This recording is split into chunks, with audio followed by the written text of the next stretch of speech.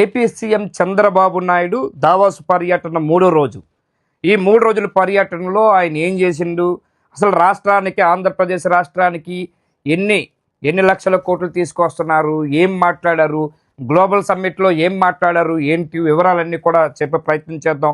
కానీ ఇక్కడ ఏదైతే ఏపీ రాష్ట్రంలో ఇప్పుడే వెనకబడినటువంటి రాష్ట్రంగా తయారయ్యింది, ఈ రాష్ట్రంలో జరిగినటువంటి పరిణామాలు, ఎన్ని నిధులు తీసుకొస్తున్నారు, గ్లోబల్ సమ్మిట్లో 3వ రోజు పర్యటనలో స్విట్జర్లాండ్లో సీఎం చంద్రబాబు బిజీగా గడుపుతూ ఆయన మాట్లాడిన మాటలు ఏంటి, అవన్నీ కూడా చూపించే ప్రయత్నం చేద్దాం. ఆంధ్రప్రదేశ్లో గ్లోబల్ బ్రాండ్గా తీర్చిదిద్దడమే చంద్రబాబు ధ్యేయం అని చెప్పి ప్రపంచ ఆర్థిక సదస్సులో భాగంగా స్విట్జర్లాండ్ దావాస్లో పర్యటిస్తున్న ముఖ్యమంత్రి చంద్రబాబు నాయుడు 3వ రోజు బిజీగా గడిపారు. ఈ పర్యటనలో భాగంగా చంద్రబాబుతో వివిధ జాతీయ, అంతర్జాతీయ మీడియా ప్రతినిధులు సంభాషించారు.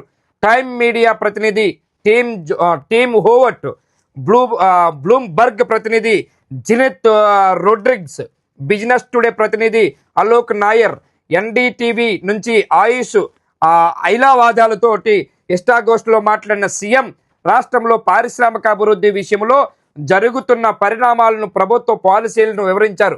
ముఖ్యమంత్రి చంద్రబాబు తన సంభాషణలో పలు కీలక అంశాలను ప్రస్తావించారు.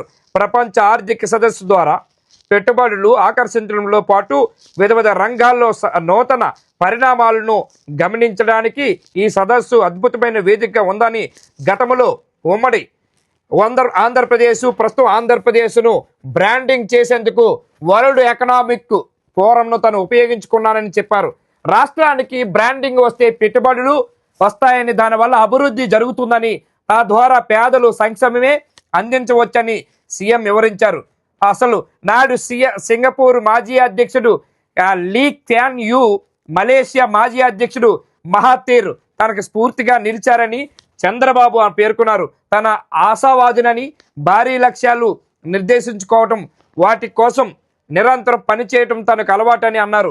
ముందు చూపుతో వ్యవహరించి, వినూతంగా ఆలోచించి, చిత్తశుద్ధితో కష్టపడి పనిచేస్తే ఏదైనా సాధ్యమని నమ్ముతారని సీఎం చెప్పారు. అదే ఏంటంటే, నేను కష్టపడి పనిచేస్తున్నా ఈ రాష్ట్ర అభివృద్ధి కోసము, ఈ రాష్ట్రాన్ని గ్లోబల్ సమ్మిట్లో ఆర్థిక రాజధానిగా, ఆర్థికంగా బలోపేతం చేయటమే నా లక్ష్యము. గ్లోబలైజేషన్లోని మొదటి స్థానంలో ఆంధ్రప్రదేశ్ ఉండాలనేదే నేను ముఖ్యమంత్రిగా, ఒక వ్యక్తిగా, ఒక సాధారణ ఒక రైతు కుటుంబం నుంచి వచ్చిన వాడిగా అని చంద్రబాబు చెప్తున్నారు. అట్లా ముందు చూపుతో వ్యవహరించి, వినూతంగా ఆలోచించి, చిత్తశుద్ధితో కష్టపడి పనిచేస్తే ఏదైనా సాధ్యమని నమ్ముతానని సీఎం చెప్పారు.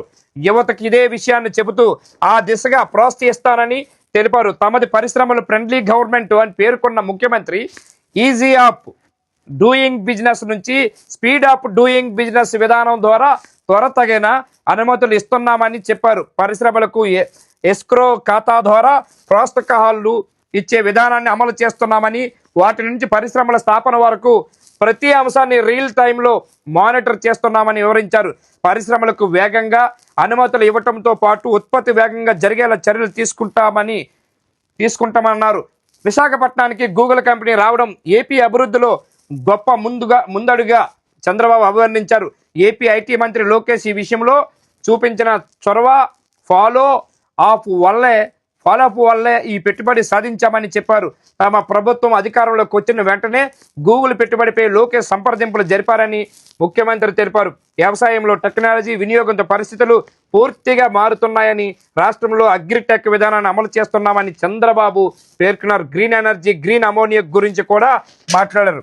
సరే, ఈ విషయానికి వస్తే, ఈయన గ్లూగల్ నేనే వైజాగ్ తీసుకొచ్చాను, అసలు మా అధికారంలోకి వచ్చిన తర్వాత సాధ్యమైందని చెప్తున్నారు. నిజమే.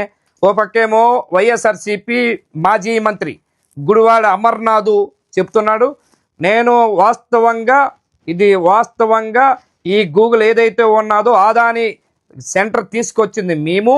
గూగుల్ సెంటరు అందులో ఉన్న భాగమే గూగుల్ సెంటర్ అదాని కొన్నాడు. ఎలా సాధ్యమైంది, మేము తీసుకొచ్చామని ఎట్లా చెప్పుకుంటారని చెప్పి ఆ మధ్యకాలంలోని ఆ గుడివాడ అమర్నాథ్ కూడా ఎద్దావో చేసిన విషయాలు కూడా మనకు తెలిసిన విషయమే. సరే, ఏం జరిగినా ఈ దావాస్ పర్యటన అనేది పూర్తిగా పూర్తిగా రాష్ట్రంలో ఉన్నటువంటి రాష్ట్రానికి సంబంధించినటువంటి ఈ జరిగినటువంటి విషయానికి వస్తే పూర్తిగా అలాగే చంద్రబాబు పర్యటన అన్ని విషయాలు కూడా చూసుకుంటే ఒక పక్క ఇజ్రాయెల్ తోటి ప్రతినిధులతో కూడా చంద్రబాబు భేటీ అవటం, అట్లాగే రాజధాని అమరావతిని సైబర్ సెక్యూరిటీ నగరంగా అభివృద్ధి చేయాలన్న లక్ష్యంతో సీఎం చంద్రబాబు అంతర్జాతీయ స్థాయిలో ప్రయత్నాలు ముమ్మరం చేస్తున్నారు. ప్రపంచ ఆర్థిక సదస్సులో పాల్గొనేందుకు దావాసులో ఉన్న సీఎం ఈ క్రమంలో ఇజ్రాయెల్ వాణిజ్య పరిశ్రమల మంత్రి నీర్ బర్కత్, ఆ దేశ ట్రేడ్ కమిషన్ రాయ్ ఫిషర్తో కీలక సమావేశం నిర్వహించారు. ఈ భేటీలో రాష్ట్ర అభివృద్ధికి అవసరమైన పలు రంగాలలో ఇజ్రాయెల్ సాంకేతిక సహకారం అందించాలని సీఎం చంద్రబాబు కోరారు. ముఖ్యంగా అమరావతి అత్యాధునిక సైబర్ సెక్యూరిటీ నగరంగా తీర్చిదిద్దడంలో ఇజ్రాయెల్ అనుభవాన్ని వినియోగించుకోవచ్చని చెప్పేసి చంద్రబాబు స్పష్టంగా దావాసులో చెప్పినటువంటి సందర్భాలు కూడా ఉన్నాయి. ఏదేం జరిగినా సరే నేను రాష్ట్ర అభివృద్ధి కోసము, ఈ రాష్ట్రాన్ని ముందుకు తీసుకెళ్లడం కోసము నా దావాసు పర్యటన ముందుకు సాగిందని అని మూడో రోజు స్విట్జర్లాండ్లో అక్కడ ఉన్న ప్రతినిధులతో మాట్లాడుతూ చెప్పిన సందర్భాలు ఇవి. చంద్రబాబు పర్యటన వివరాలు. ఏం జరిగినా ఆ రాష్ట్ర అభివృద్ధికి అందరూ సహకరించాలనేదే చంద్రబాబు లక్ష్యమని ఆయన చెప్పుకుంటున్నారు. Thank you very much.